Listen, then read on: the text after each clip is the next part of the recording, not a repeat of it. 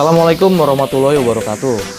Balik lagi di channel Versi Vlog bersama saya Ferry. Terima kasih untuk rekan-rekan yang sudah mengklik video kali ini. Dan yang baru bergabung, jangan lupa subscribe, like, share, dan komen agar rekan berkenan.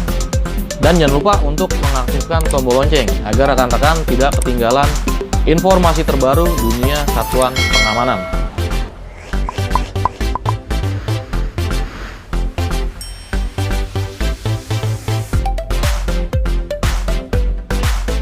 Baik rekan-rekan, untuk video kali ini saya ingin membahas alasan Satpam tidak boleh berserikat.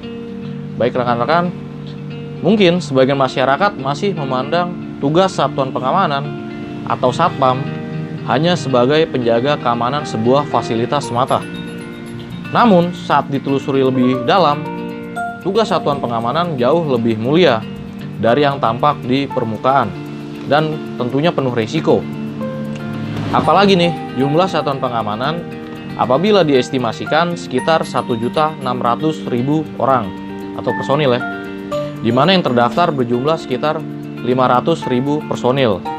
Di lain pihak, jumlah anggota Polri saja saat ini jumlahnya adalah sekitar 470.000 personil. Lalu, mengapa jumlah satpam yang sangat besar ini tidak diizinkan untuk berserikat? Apalagi Satpam menurut Undang-Undang Tenaga Kerja Nomor 13 Tahun 2003 termasuk dalam kategori pekerja atau buruh. Di dalam Undang-Undang Tenaga Kerja jelas Satpam adalah bagian dari buruh. Tapi kenapa Satpam tidak boleh berserikat? Nah, di sini saya akan menjelaskan.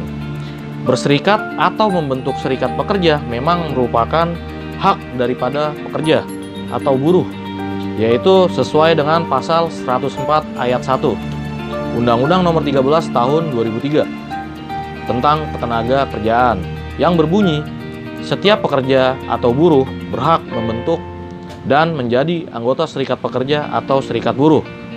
Begitu juga pasal 5 ayat 1 Undang-Undang Nomor 21 Tahun 2000 tentang serikat pekerja.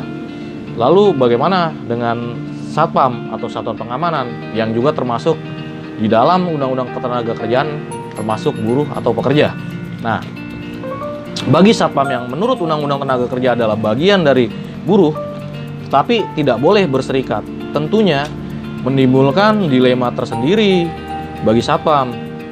Alasan Satpam tidak boleh berserikat adalah setelah adanya Surat Kabaharkam nomor B194/2013 yang berbunyi Baharkam melarang Satpam berserikat dikarenakan Satpam termasuk dalam bagian dari pengamanan terbatas, yaitu terbatas pada tempatnya bertugas sesuai dengan Perkap nomor 24 tahun 2007 yang mengatur tentang sistem manajemen pengamanan.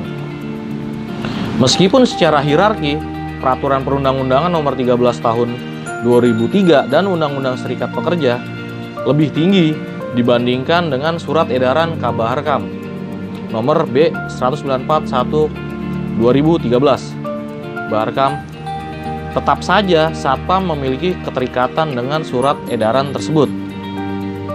Dikarenakan Satpam dibentuk dari Perkap nomor 24 tahun 2007 yang notabene adalah peraturan turunan dari Undang-Undang nomor 2 tahun 2002 tentang Kepolisian Republik Indonesia yang di dalamnya mengatur tentang bentuk-bentuk pengamanan swakarsa, di mana Satpam melalui Badan Usaha Jasa Pengamanan atau BUJP merupakan salah satu komponen yang membantu pengemban tugas kepolisian agar Satpam mengikuti arahan dari Polri dikarenakan fungsi pengamanan terbatas yang melekat pada diri Satuan Pengamanan.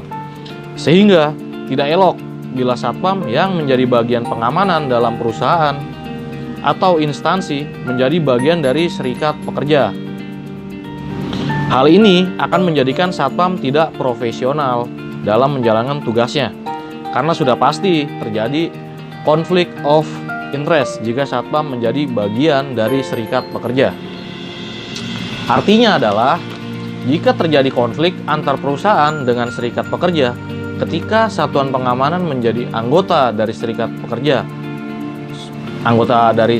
itu sendiri, Tentunya akan sulit rasanya bagi Satpam untuk dapat bersikap netral dan profesional dalam menjalankan tugasnya. Dari kesimpulan yang saya ambil, tentunya terasa mengganjal bagi saya. Bagaimana tidak, Satpam dilarang berserikat, sedangkan Satpam adalah bagian dari buruh menurut Undang-Undang Ketenagakerjaan. Jika memang Satpam tidak boleh berserikat, seharusnya ya menurut saya Satpam dibedakan statusnya dari buruh dan dihapus dari kategori buruh dalam Undang-Undang Ketenagakerjaan. Lalu alasan lainnya adalah karena Satpam merupakan fungsi pengamanan terbatas yang patuh pada Polri.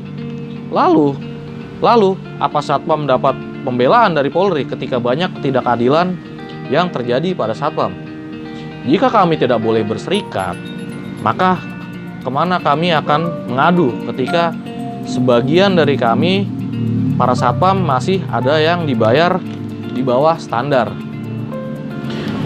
tidak didaftarkan BPJS, apalagi ketika bertugas pun masih ada konsekuensi hukum bagi Satpam yang sedang bertugas. Apakah kami dibela oleh kepolisian? Jika memang kami dianggap anak kandung kepolisian dan dilarang untuk berserikat, seharusnya beri kami perhatian sebagai anak kandung. Memang saat ini, meskipun Satpam tidak boleh berserikat, tetapi Satpam bisa bergabung ke dalam sebuah asosiasi. Contohnya adalah Asosiasi Profesi Satuan Pengamanan Indonesia atau APSI. Akan tetapi, saya rasa masih sulit untuk APSI nih merubah status Satpam apabila masih terikat pada Undang-Undang Ketenagakerjaan. Dan semoga saja nih status Satpam akan berubah dari berstatus pekerja menjadi berstatus profesi dengan adanya Perpol nomor 4 tahun 2020 atau Perpol yang terbaru. Sehingga dari skala upah juga berbeda dari buruh.